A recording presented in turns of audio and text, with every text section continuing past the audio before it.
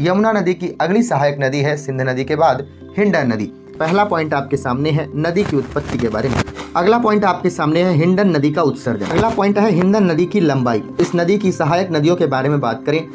अगला पॉइंट आपके सामने है हिंडन नदी के प्रमुख बांध कौन कौन सी हैं या परियोजनाएं कौन कौन सी। दोस्तों यदि हम देखें कि हिंडन नदी के किनारे बसे प्रमुख शहर कौन कौन से, हिंडन नदी से जुड़े प्रमुख तथ्य कौन से। हेलो दोस्तों, नमस्कार। मैं अर्पित कुमार स्वागत करता हूं आप सभी का आपके अपने इस यूट्यूब चैनल पर। दोस्तों हम यमुना नदी की सहायक नदियों के बारे में बात कर रहे हैं। एक एक करके हम सभी नदियों को कवर कर रहे हैं।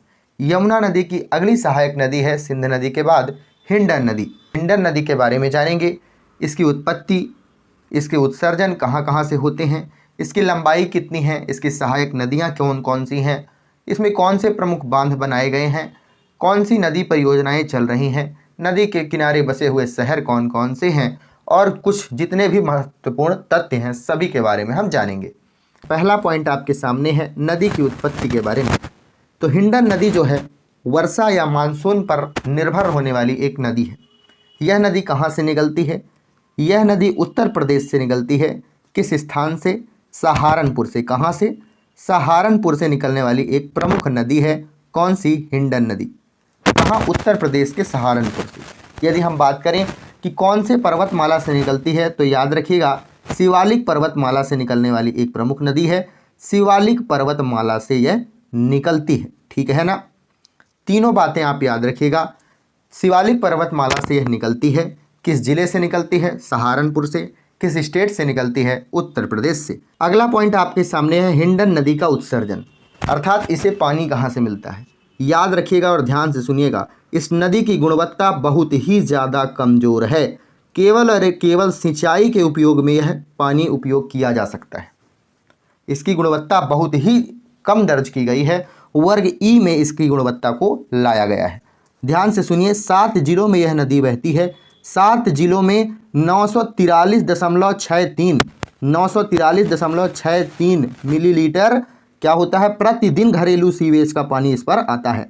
आप याद रखिए और ध्यान दीजिए कितनी कम गुणवत्ता होगी इसमें। एक तो छोटी नदी, दूसरी बात 7 जिलों का इतना मिलीलीटर पानी प्रतिदिन इस पर आता है, सीवेज का पानी। तो केवल और केवल सिंचाई के उपयोग में यह लाया जा सकता है, ठीक है ना। अगला पॉइंट है हिंडन नदी की लंबाई। यदि हिंडन नदी की लंबाई के बारे में हम बात करें तो विकिपीडिया के अनुसार 400 किलोमीटर इसमें है।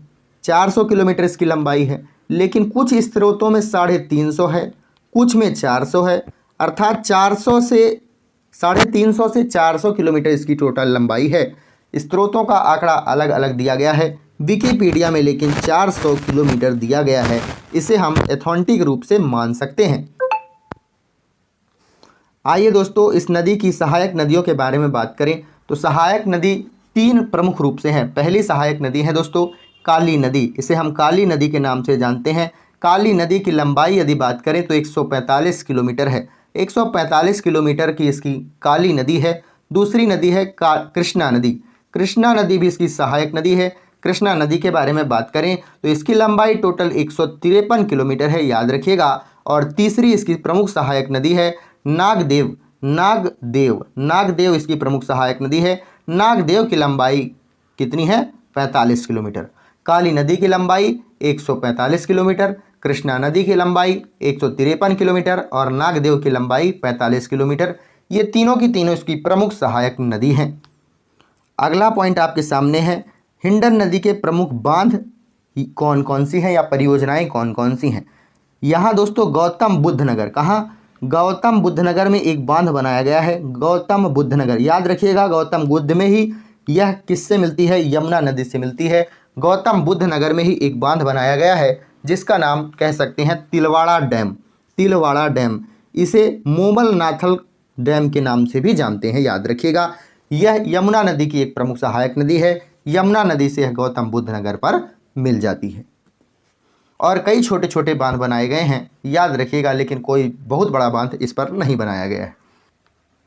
दोस्तों यदि हम देखें कि हिंडन नदी के किनारे बसे प्रमुख शहर कौन कौन से हैं तो पहला शहर आप याद रखिएगा सहारनपुर। जैसा कि मैंने आपको बताया यह उत्तर प्रदेश में यमुना से मिल जाती है इसी स्थान पर।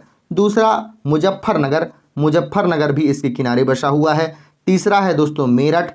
चौथा है बागपत और पांचवा है गाजियाबाद। कौन कौन सा स्थान है याद रखिएगा, गाजियाबाद, बागपत, मेरठ, मुजफ्फरनगर और सहारनपुर इस नदी के किनारे बसे हुए प्रमुख शहर हैं, याद रखिएगा।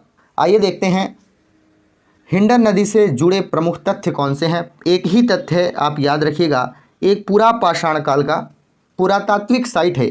कौन सा? आलमगीरपुर इसके किनारे बसा हुआ शहर है जो कि दिल्ली के नज़दीक पड़ता है। यह बात आप याद रखिएगा। मिलते हैं किसी अन्य वीडियो पर यमुना नदी के ही।